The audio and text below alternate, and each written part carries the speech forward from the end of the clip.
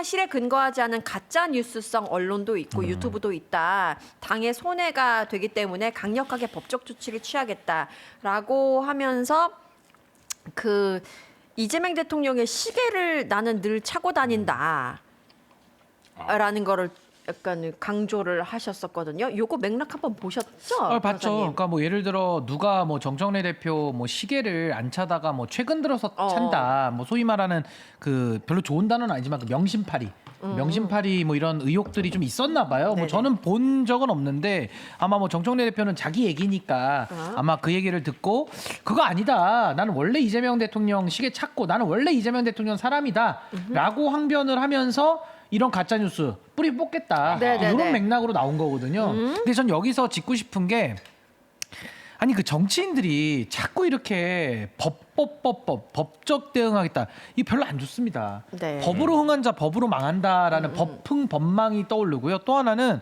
아니 이재명 대통령하고의 그런 관계 아니 변화가 없으면 별로 이렇게 예민하게 반응할 필요 없거든요. 근데 지금 정청래 대표가 이 관계에 대해서 너무 예민하게 대응하고 있잖아요. 네. 그러니까 저는 오히려 이런 식으로 과잉 대응하는 부분들이 오히려 좀 잘못된 판단 아닐까? 그냥 대통령과의 관계 좋으면 좋고 나쁘면 나쁘고 그 국민들이 평가를 하시는 영역인데 네. 너무 거기에 꽂혀서 시계 얘기까지도 못 넘어가고 법으로 하겠다라는 게 조금 스케일이 너무 작다.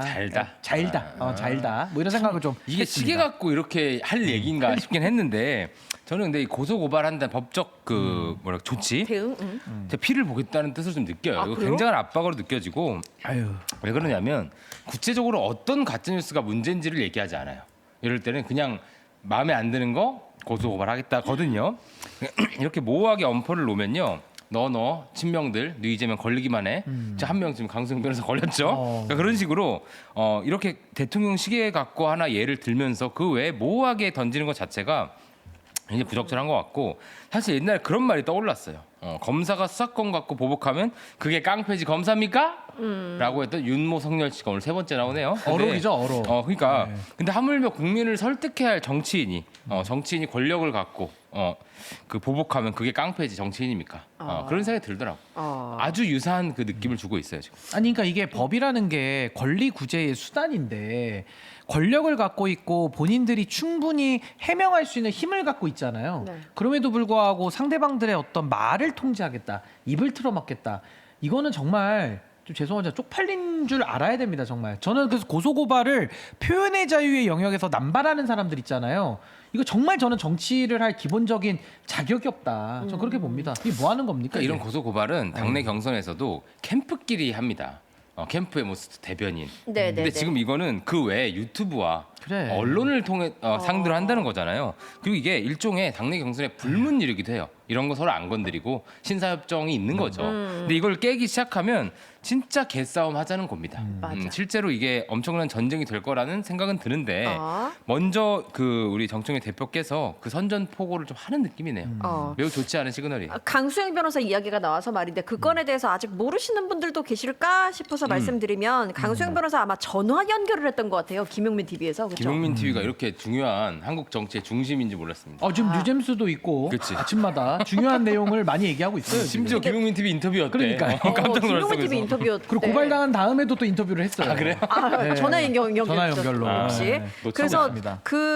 사실 그 내용은 뭐였냐면 김현 의원이 그때 장르만 여의도 나가셔가지고 이제 그 평택 을에 대해서 말씀하실 때 그 부분이 많이 화제가 됐었잖아요. 그 부분에 대한 그 비판을 강수영 변호사가 전화 연결을 통해서 했었고 그 부분에 대해서 허위사실 명예훼손으로 걸었다는 건데 이게 김현 의원 개인이 뭐 한 건 아니고 민주당의 공조직을 통한 그러니까 그 민주파출소는 아니고 뭐였죠? 소통위. 소통이? 그 소통위원회가 있어요. 그 거기를 통해서 이제 거기를 통한 건지 그렇죠. 이 건 자체가 김현 의원 건이니까 통했다고 말을 해도 괜찮은 거죠. 그렇죠. 아니, 그러니까 건이 자체가. 그 강수영 변호사도 하는 얘기가 아니 직접 본인이 고소고발을 하면 나중에 무고죄에 대한 책임도 물을 수 있고 뭐 여러 가지 있는데 어떤 당 조직을 활용해서 고소고발을 하기 시작하니까 네. 이거 좀 너무 방식 자체가 비겁한 거 아니냐 이런 비판이 제기될 수 있고요.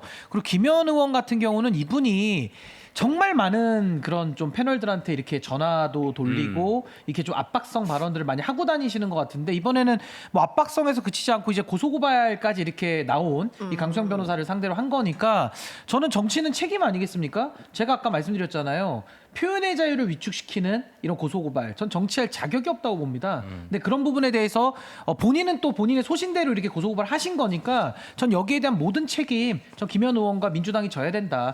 매우 매우 부끄러운 일입니다. 매우 매우 부끄러운 일입니다. 우리 강수영 변호사가 한 말을 보면 소명을 한 번도 받지 않았다. 맞아요. 네, 이거는 조금 그러니까 뭐가 야박한 것 같은 어떻게 느낌인데. 뭐가 어떻게 문제인지를 알려주질 그냥 않아요. 기분 나빴다 이거야. 내 기분을 나쁘겠다는 기분 거야. 상해죄. 그렇지. 기분 상해죄로 지금 거는 겁니다. 이게 강수영 변호사가 사실 주장이 선명할 수는 있어도 이렇게 무리하는 스피커는 아니에요. 제 방송을 솔직히 봐도. 무리를 하면 내가 무리를 더하지.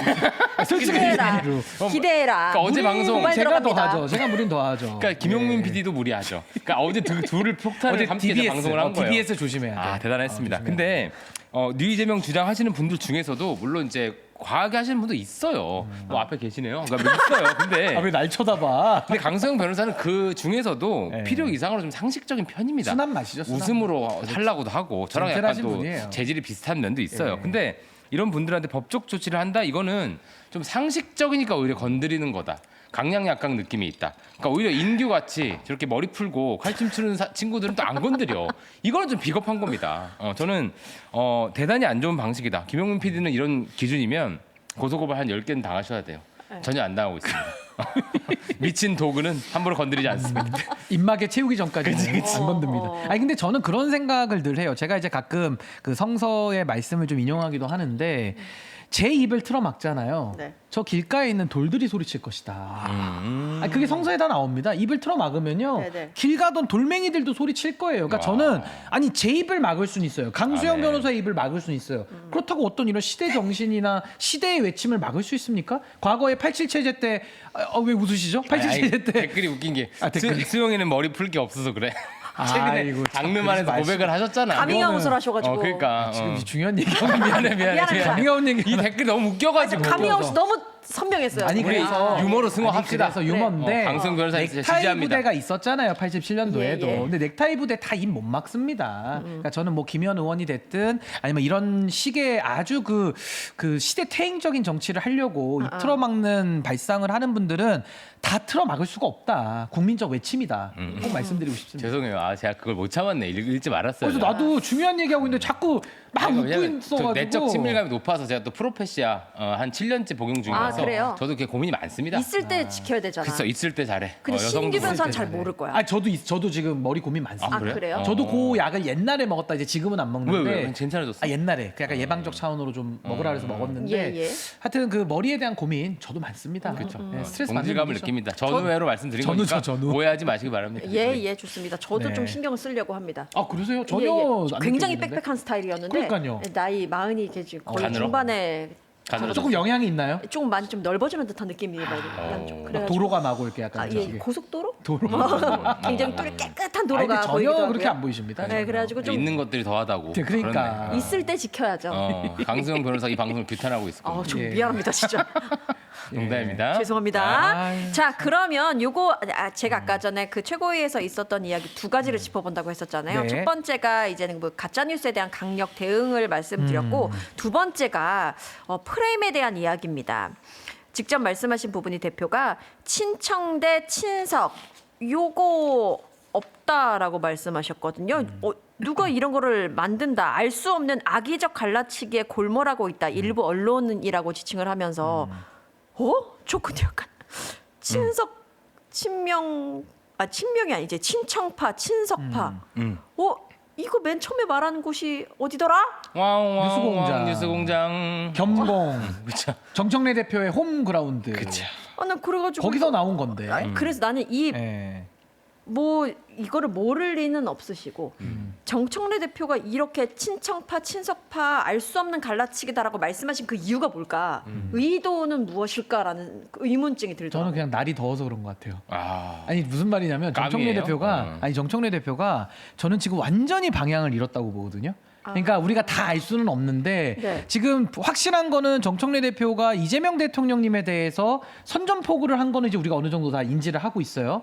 게다가 김어준 씨와 정청래 대표가 그래도 사이가 우호적이라고 우리가 알고는 있는데 실상은 그러지 않을 수도 있겠구나라는 생각을 전 좀 했습니다. 아 진짜요? 아 진짜로도. 아니 왜냐면 지금 김어준 씨 같은 경우는요 이번에 뭐 파리도 갔다 오고 돌아와서 뭐 방송 지금 다시 하고 있는데 네. 항상 이길 사람을 밀거든요. 근데 지금 정청래 대표가 상당히 코너에 몰려 있는 것도 사실이에요. 그렇다라고 한다면 김어준 씨와 정청래 대표와의 관계가 과연 과거 같을까? 이런 생각도 살짝은 들어서 흔들린 우정이다. 약간 흔들린 우정, 깨어진 우정의 느낌도 좀 나서 아하. 아니 정청래 대표가 뭐 바보입니까? 그 방송 안 보겠습니까? 매일 보죠. 저 얘기를 김어준 씨가 먼저 했다라는 거를 저도 알고 우리 늑구도 알고 우리 묘리님도 다 알잖아요. 네네. 그걸 알면서도 저렇게 악의적 갈라치기라고 한마디 거드는 것은 지금 정청래 대표가 모두를 지금 적으로 돌려세우고 있는 거 아니냐. 저는 그런 추측도 가능하다고 봐요. 그러니까 동의하십니까? 그런 그 시나리오가 좀 있어요, 있긴 여러 한간에 이 얘기를 두고도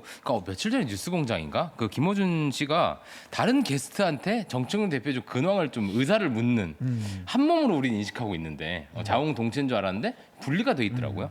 그러니까 그런 걸 보고 지금 최근에 그런 얘기가 많습니다. 사실 후보를 교체하려고 한다. 근데 후보 교체를 하려고 한다라고 주체를 삼아버리는 이 상황이 너무 웃기긴 하다. 그쵸, 그쵸. 그죠?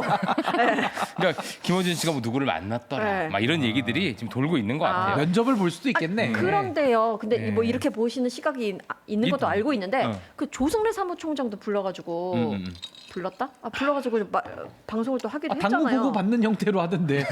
당무 보고 형태던데. 난 최고위원회. 그래가지고 그래도 아니 뭐 어쨌든 김원준 씨 앞에서 어떻게 근데 저는 얘기하는데요? 요거는 친석 친청 요 얘기를 굳이 한 이유는 정청래 대표가 네. 저는 어제 그 이슈 전파에서 김도영 기자의 해석이 좀 예리하다고 생각했어요. 이게 코끼리는 생각하지 마. 뭐 이런 얘기가 있잖아요. 조지 레이코프 교수의 그 얘기를 하면 그게 각인된다는 거예요. 유식하게 얘기하는. 친석 친청. 자꾸 그 얘기를 하면 우리가 사실 친석이란 말을 거의 안 썼었잖아요. 써본 적이 없지. 우리 다 친석이래 원래.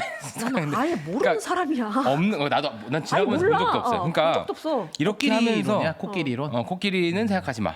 그래서 친석이라는 워딩이 테이블 위에 올라오는 거예요. 이런 식으로. 친석, 친석, 친석, 알랄랄랄라 친석 되는 거거든.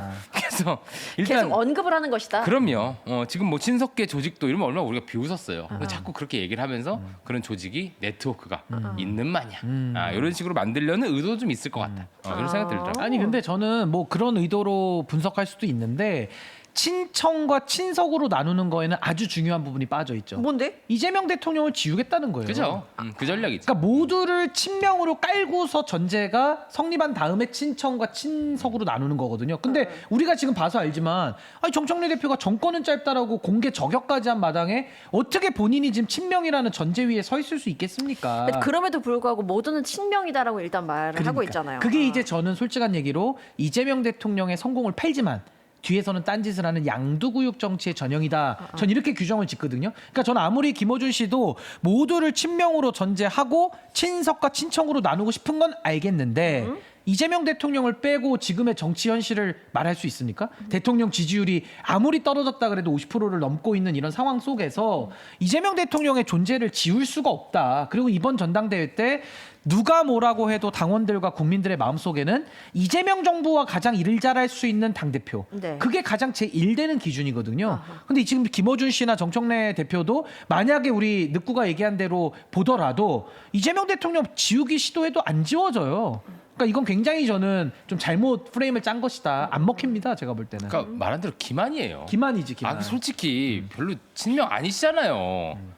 솔직히 인정 좀 합시다. 그렇게 다 온갖 지금 우리가 맨날 얘기하는 거 있잖아. 그 10가지 뭐 20가지 되잖아. 온갖 대통령과 그 김민석 총리에 대해서 태클을 걸었던 수많은 건들이 있는데 왜 자꾸 갑자기 친명이라고 하면 우리가 이해가 안 되고요. 그리고 또 하나는 또 이 얘기도 하고 싶어요. 제가 뭐 친석이 그렇다고 나쁜 것도 아니에요. 그러니까 그런 식으로 막 되게 안 좋고 음험하고 뭐 네트워크 그 유시민 작가가 얘기하는 네트워크 인양 막 이렇게 얘기하는 게 저는 굉장히 부당한 방식의 의도가 있다고 생각하고 팀 김어준은 진짜 네트워크가 맞아요. 근데 그 1차 밴더, 2차 밴더 해가지고 그 사업체가 이게 다 있습니다. 제가 군산 복합체라고 얘기도 하죠. 그러니까 반면에 이제 친명 누 이재명은 좀 섬처럼 있는 연합군이에요 오히려 우리가 그런 생각이 드는데 이게 김용민 TV라는 이제 앙상한 허브가 하나 있는 것 같고 그러니까 이런 식으로 앙상한 허브래. 그분하고 저는 안 어울리는 네. 형용사였네요. 근데 저는 오히려 저렇게 자꾸 저분들이 적을 계속 만들어요.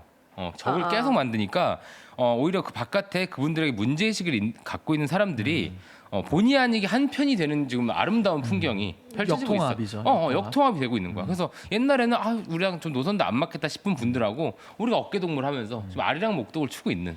좀 아니 그리고 그거 한번 아이러니한 생각해 상황이 보세요. 친석 죽이기로 저는 규정을 짓는데 과거에도 이재명 죽이기를 했거든요. 네. 언론을 동원하든 검찰을 동원하든 이재명이라고 하는 정치인 한 명만 네네네. 끝내면 자기들 세상 온다. 이거 아닙니까? 지금도 마찬가지로 친석계 김민석 죽이기를 하고 있어요. 제가 볼 때는 이게 얼마나 저급하고 저열한 방식입니까? 그래서 그게 통했습니까? 그럼 이재명 대통령이 정치 못 하셨겠죠. 근데 지금 대통령이 되셨거든요. 그러니까 지금 시대가 바뀌었는데 전 이분들이 너무 시대착오적인 과거의 문법을 갖다가 김민석 총리에게 여전히 덮어 씌우고 있다. 이런 생각이 들고요. 그리고 저는 어쨌든 김민석 총리를 이분들이 갖다가 뭐 계속 그 인신공격하면서 하고 있는데 제일 중요한 건 우리 늑구랑 여기서 늘 얘기했지만 노선 경쟁인데 맞아. 지금 정청래 대표나 그 팀 김어준 쪽은 노선이 없어요. 노선이 김민석 죽이기가 노선일 수는 없잖아요. 네네. 아니 본인들이 어떤 정치하겠다라는 얘기를 해야 되는데 1인 1표가 노선입니까? 검찰 개혁에 관한 보안 수사권 전면 폐지가 노선이에요? 고집이죠.